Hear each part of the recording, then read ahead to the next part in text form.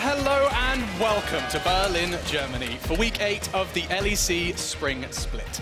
We've got an intense fight in the race for playoffs, and with 4 teams tied going into today, hashtag every game counts, starting with Splyce vs G2. I'm your host. I know it's weird. I'm here. Who is this person? I'm Alex Machine Richardson, and I'm joined by the familiar Andrew Vedius Day. Hello. And Indiana Foscura in Black, not Natasha, as I called you this morning.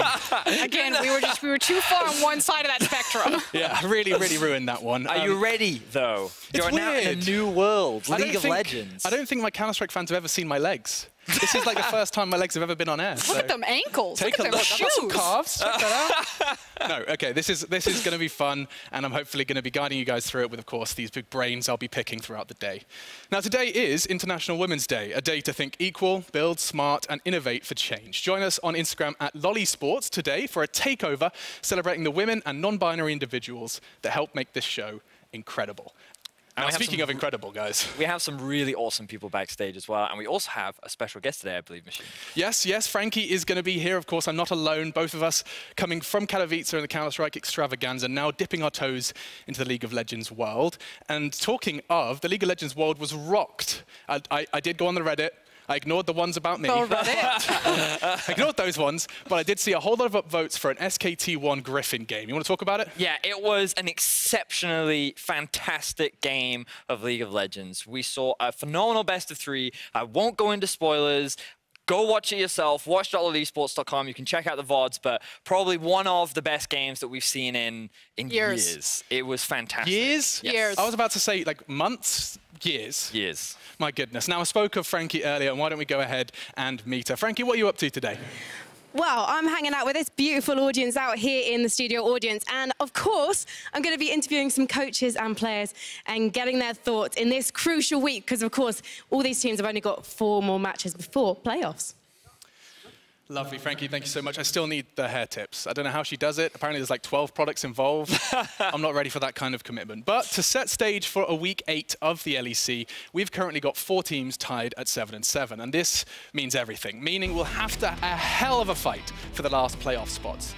What is it jumps off the page when you take a look at this one? I mean, frankly, the fact that 3rd and 8th are pretty much stacked on top of each other, and it's a close race right in the middle of the pack. Yeah, we also have to note that XL and Rogue cannot qualify for playoffs. Unfortunately, they passed the threshold. It's impossible for them now. But G2 have locked in that 1st place spot. Is it first or is it top 2? Oh, sorry, they've locked in top 2. My apologies. They're going to Rotterdam. You are correct. They have locked in top 2, and they will be making their way to Rotterdam. And now the rest of the teams are trying to vie for a spot next to them. Yeah, and again, it's that big, meaty middle of the pack. It's the fact that everything is so close that, again, we're in a situation where the league is stacked. Hashtag every game counts, every game matters. I don't know what you want to say, but it's down to the wire right now, and it's on a knife's edge of who is actually going to cross the threshold. And so, truly, you know, yes, it's a cool hashtag, and yes, Vedius is proud of it, but it is actually incredibly exciting. The fact that every single game of League of Legends could determine your fate of the entire split is awesome, and that's what we like to see. Now, SK have joined this group after a massive upset against G2 last week. Can we just touch on that just a little bit? We certainly can. I mean, their wins last week were very surprising because we expected them to beat XL and then lose to G2, and all the Fnatic fans were like, oh, yes, they lost to XL, this is great. And then they certainly managed to get a surprise win against G2, and it's keeping the race exceptionally close. They're a massive wild card in this race. You never really know what SK is going to show up on the day, and that's what makes them so terrifying in this playoffs race. Yeah, and Misfits, are they terrifying? I mean, that's a question we're going to be looking to find answers to, because they're trying to find some momentum. We actually have their schedule. It's Fnatic. Let me get this right. Fnatic, Schalke, Splyce, G2. What Froskura, when you hear that, you don't look particularly confident. I'm going to go with a soft no. Misfits aren't scary right now. Just a soft one. Okay, a soft one. The advantage that Misfits fan can get behind, however, is that they hold so many head-to-head records against a lot of these teams that are tied in this position for the playoffs race. So against the likes of Origin, SK, and they can hold it against Fnatic. So they still did very well in the first half of their split, that now they can just scrape in their bottom 4 games to still make it into playoffs. Okay, well, lovely segue, thank you for that, because we're talking about first halves of Split and Schalke next on the chopping block. Let's talk about these guys, because they had such dominance at the start of this Split. Now coming into the second half, they're looking like a different team, Vedius. What's happening here? Yeah, they're currently sitting at 0-5 in the second half of the Split. Now, they did play against a lot of the top teams, but they also played against a lot of the teams around them. And their schedule is one of the easier ones, arguably Origin only being the toughest competition in that stack. But a lot of fans are not confident in this roster right now. And going up against XL today, some even consider XL to be the stronger team. I mean, frankly, the only way Schalke's schedule gets easier if they were facing themselves, but that's off the cards. And you can see that exactly in this. So this is the scoreboard about the second half of the Split. So suddenly G2 aren't in first anymore. It's Fnatic, surprise, surprise, whereas Schalke are now sitting 0-5. They haven't picked up a single win in the back half of the LEC Spring Split. Have we been theory crafting? Do we have answers? What's going on? Have they all just got food poisoning for a Split or something? What's happening here? I think one of the big things for Schalke is that they haven't shown the same level of growth as everyone else. Right.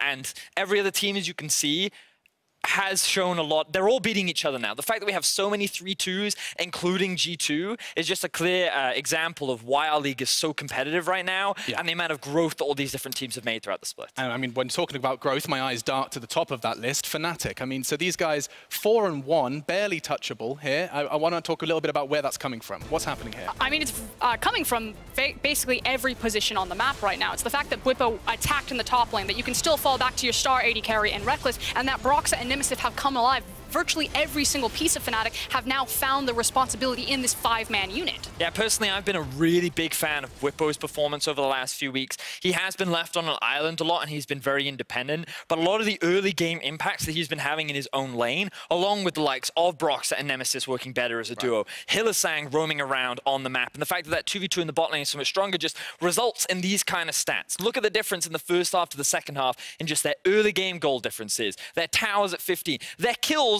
have over doubled compared to what they had in the first half of the Split. And this team just seems to be on the same page, and I think it's a very impressive. So moving away from this kind of, you know, one-man reckless army, it's a full team effort. It definitely feels like that right now for Fnatic. That is exciting. And in the playoffs race, every game does count. You're going to be sick of hearing it. I am going to keep saying it. And for a look at the most pivotal matchups for Week 8, we're going to hear from Medic. Thank you very much, Machine. With only 2 weeks left in the LEC Split, it's crunch time for the teams in the race for playoffs. At the moment, there are only 2 certainties. G2 is locked up into the top 2, and XL and Rogue can no longer make it into playoffs. Everyone else is still in the running, and for the 7 teams that are left, only 5 of them can secure a spot. Now, there are 1,048,576 scenarios that could still play out. So let's have a look at some of the most important matches this weekend. We'll start up with Origin versus SK versus Origin. Origin have been slowly working their way through the ranks and are now widely regarded as one of the top teams in Europe. After starting off 1-4, Origin have since won 7 of their last 9, climbing from 7th place in the league to 3rd, and are now hungrily eyeing 2nd place and a guaranteed spot in Rotterdam. SK, on the other hand, are still fighting to lock their place in playoffs. In just over 53% of the remaining scenarios, SK lock a spot, and a win over Origin could provide to be a vital result for them in that quest to reach the 9-win mark. After today, they still have 3 matches left to play, and that's against Rogue, Splyce, and Vitality, so their road to playoffs looks anything but simple. Now, it would be remiss if we didn't talk about Schalke. Tomorrow they play up against Misfits. As a team, Schalke have lost their last 5 games and have dropped from a solid 2nd place to tied 5th, maybe even with a chance of dropping out of playoffs. Misfits, too, are a team on the decline. They came out of the gates with a bang, but since have only whimpered. A win against their closest playoff rivals for either of these teams would be a boon. Finally, our 5th game of today, Fnatic versus Misfits. At the halfway mark of the Split, Fnatic were 3-6 and in 8th place in the league. Today, they are tied with Misfits, Schalke, and SK in 5th place. Every game they play against a playoff rival means more because you're not just pushing yourself up, but you're pushing your rivals closer and closer to elimination. Taking this game in isolation, if Fnatic win, their chances of being locked into playoffs goes from 46% of scenarios to 67% of scenarios. And Misfits would be locked out in just over half of the scenarios remaining. Now, Fnatic have never missed a playoffs in Europe, but I'm sure there's a lot of Misfits fans who are watching this and trying to wipe it from their memory. In spring 2018, Misfits lost to Rucker in the final week of the Split and lost out on a playoff spot. Let's just hope the Rabbits can hop their way into playoffs instead of ending up as hair stew again. In the first weeks, it looked dire. It looked like we're not even going to make playoffs. If you're a Fnatic fan, a little bit worried that 0-3 now, not in the best of shapes. G2 destroy Fnatic. And finally, we have some momentum back in Fnatic. They're finally on the board. The streak continues here for Fnatic, a very clean game. The fact that we can stand up to teams now is satisfying because it allows the split for something to happen. The Nexus is being focused. Fnatic are one step closer to the playoffs. Could be that the old adage is true. In Europe, everyone beats everyone, and it's Fnatic that wins. You could probably say that Fnatic's back. The focus being on ourselves is what changed the most. And once we actually talked about it, we all realized, you know what, be a team, we're gonna win. This game could decide which of these teams makes it into playoff and which team goes home with nothing. So it's not about winning and improving yourself, it's about not losing and making sure the other team is kicked out of playoffs. Reckless now caught out by Soaz. Hansama take him down, flashes over the wall. The last time we played Misfits, the reason why we lost was because we're still in a 2018 mindset where we'll get away with pretty much everything and could just farm for late and allow me to carry. Most people would say Fnatic have a little bit of an edge, but if Misfits play through their bottom lane like we've seen them do, they can easily take down Fnatic. We can still go and make playoffs while being in our current form, but none of us are satisfied with how we are playing right now. Every small victories are pretty big right now. XL take the 4v5 and they slam Misfits inside the Baron pit. If you're looking for a standout carry on Misfits at the moment, it has to be Forbidden in the mid lane. Like, he's the only guy that's performing better as the split's gone on. The Aurelia is still very healthy, now trying to fire back as the Galio's on the way, and Misfits still alive. He's already pointing passive, that's the double. He wants the triple. I actually think it's the best Forbidden's been since probably the last time he was on Fnatic. When has Forbidden ever been relevant not on Fnatic? I feel like he's just playing his own game. That's not really going to win you games nowadays. Probably going to be a bit of an emotionally charged battle in the top lane. Whippo has been enabled on patch 9.4 to play some more of these conqueror top laners and actually dominate the lane. It's my spirit animal, you know, like it's what I'm made of. This guy just like got known for Worlds, plays against the Shy, and whew, they had to start in Soaz real fast. From now on, every game counts. Fact of the matter is that there are no more second chances. Everything is on a knife's edge, and because both these teams fumbled either the back half of the LEC or the front half of the LEC, it's do or die. And I mean, correct me if I'm wrong, Fnatic have never missed a finals. Oh, they've never missed a playoffs. That counts. That's a final. It was close. I knew there was something. They definitely have never missed the playoffs, and considering the long history of this league, it's definitely going to be an important couple of weeks for them, because not making it would definitely be a huge mark on their history that they do not want to have. Right, no, absolutely. And so if we wanted to explore this significance, so Fnatic have already lost to Misfits. This is going to be kind of do or die, sink or swim for them now, Frost. Yeah, it means that Misfits, again, can hold that head-to-head, because right now they're 1-0. And Misfits, even though their schedule looks rough, even though their form looks way out of control, they hold so many head-to-heads that if the league stays as it is stacked, Misfits can still qualify into playoffs. So, again, this doesn't necessarily knock them out of playoffs, but this could be the nail in the coffin for both these teams.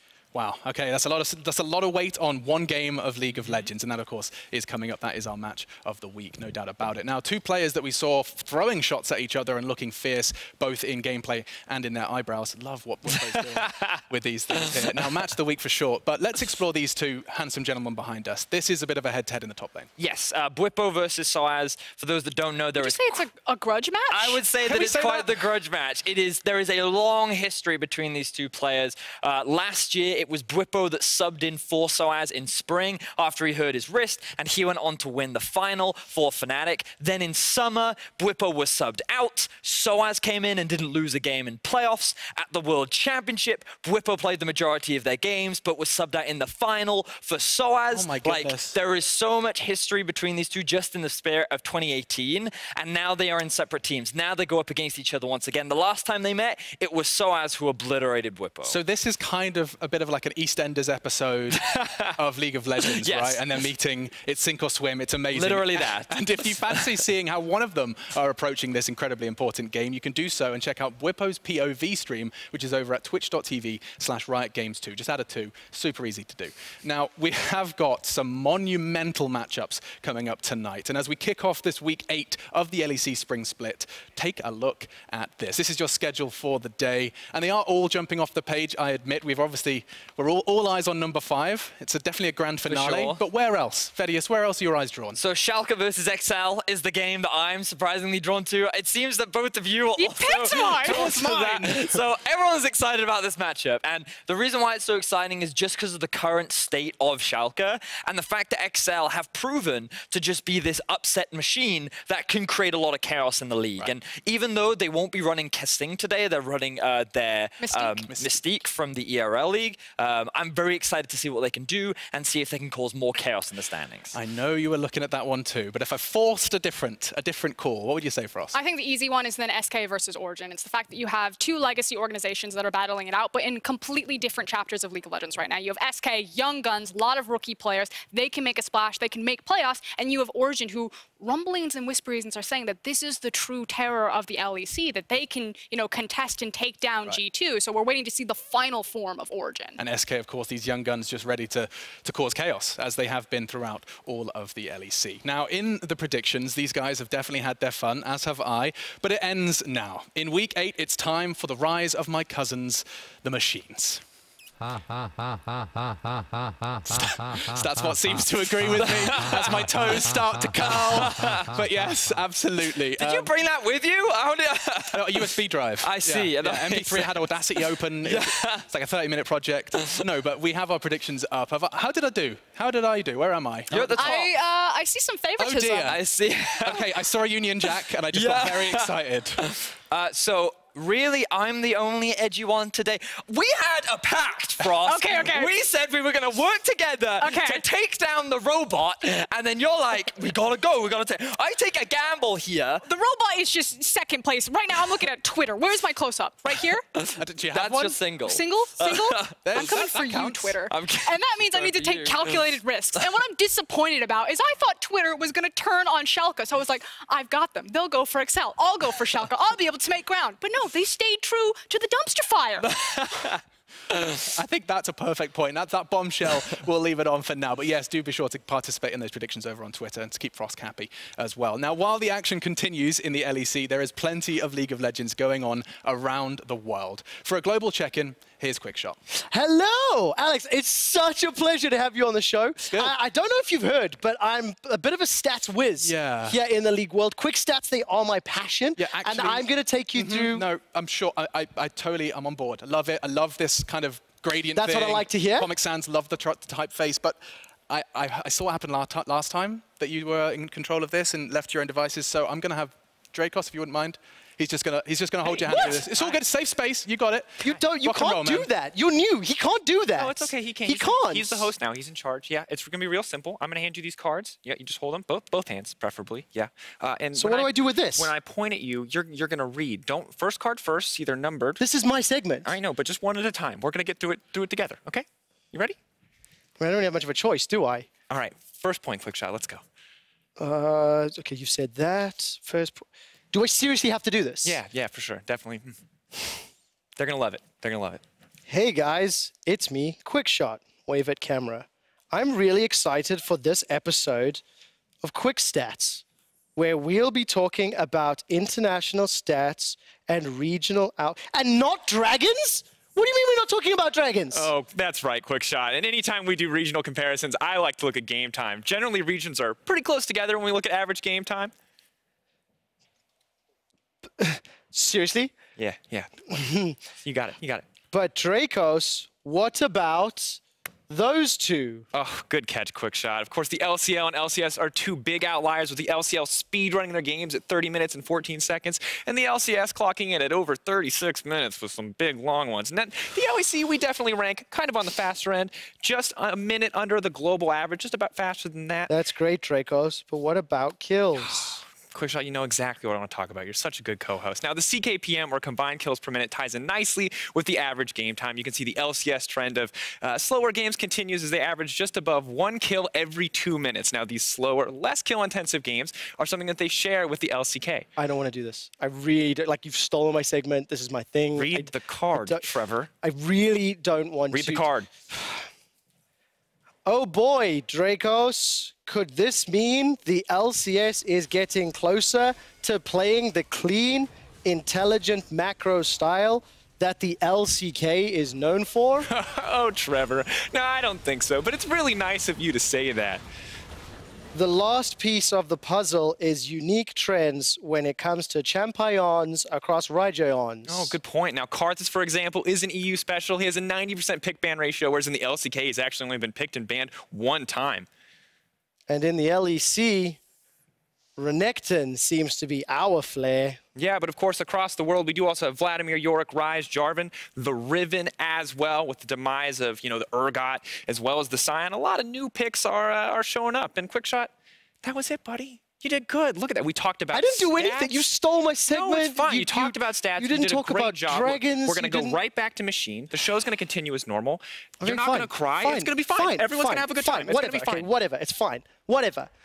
Quick, give me my stats, because it's my segment now, and I am going to talk about the Drakes. Quick stats, they're my passion. I have dragon stats for you. Look at all the dragons killed across all the world in all the different regions. And you know what? Maybe these numbers don't mean anything.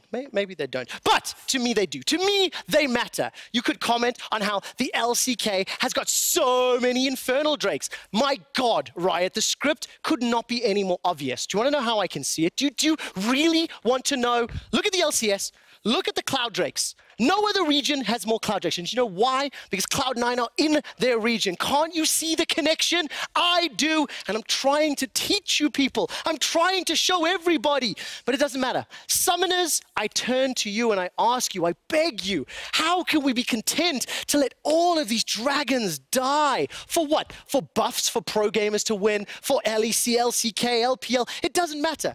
Maybe we let them die for segments like this, for me to just embellish myself. But you know what? Not anymore. I'm making a stand. I will never hurt another Drake. I will stand with the Drakes. I will defend the Drakes. I will protect the Drakes. And I will... Dracos, your names are after them. Frosco, Dracos, they're like, you're one of them. It's okay. Dude, I have so much more to tell. We don't want to ruin so much more to tell. Okay, we're going to just go. It's time to leave. Okay.